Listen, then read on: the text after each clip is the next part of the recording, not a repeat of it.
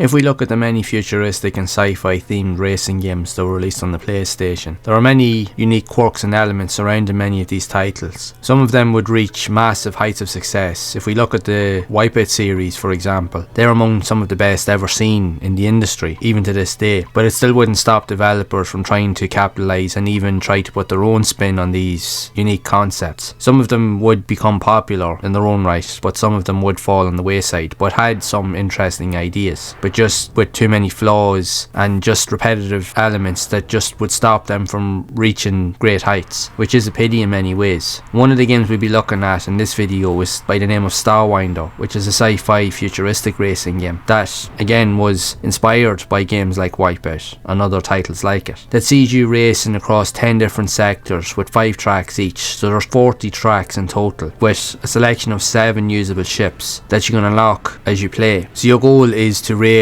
on short tunnel based tracks situated in outer space, and your goal is to reach the end before your opponent in order to achieve victory. So you will have to utilise a variety of different weapons to defeat many opponents and obstacles along your way in order to try and defeat and get ahead of your opponent. When the game was released, even though it did have some interesting ideas, it was met with okay reviews, stating that the game's tracks were very short and that offered very little in terms of various dynamics or even different details, as everything felt more or less the same, but just the background textures and some of the elements were just slightly changed. So it contributed to the game feeling easy and overly repetitive, which in many cases does contribute to why the game is often overlooked. Even myself personally, as I was sitting down to play the game with recording footage for this video, I found that myself, that the game was fun in short bursts to a certain degree, but it felt very limited. And yes, the repetitive nature is clear as day to be seen, because yes, there's 40 tracks in the game, but they all feel so similar, and it's pretty much the same thing over and over and over again. To sit through and finish the entirety of the game will feel just like a massive grind,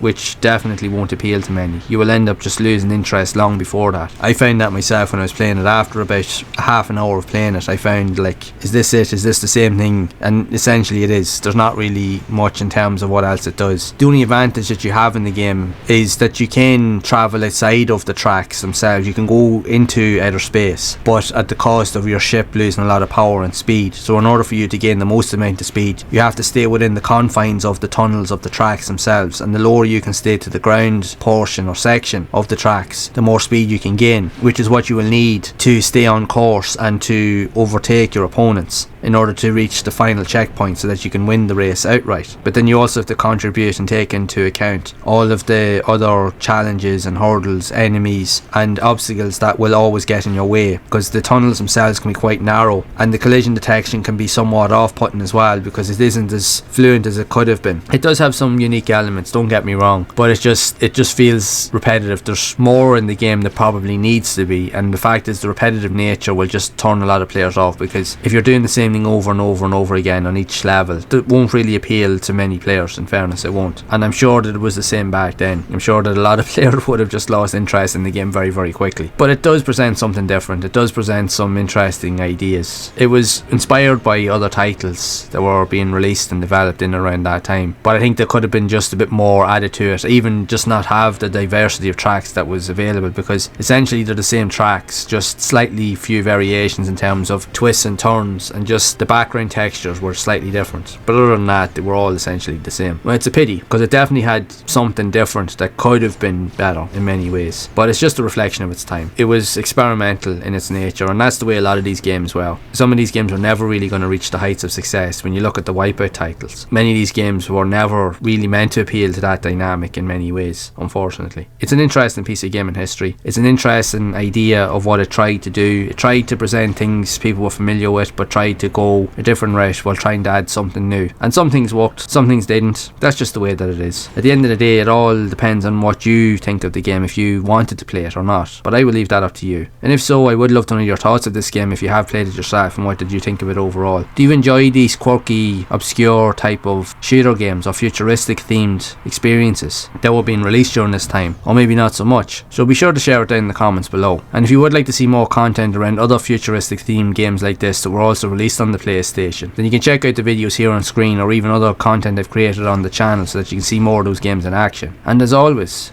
keep those gaming memories alive.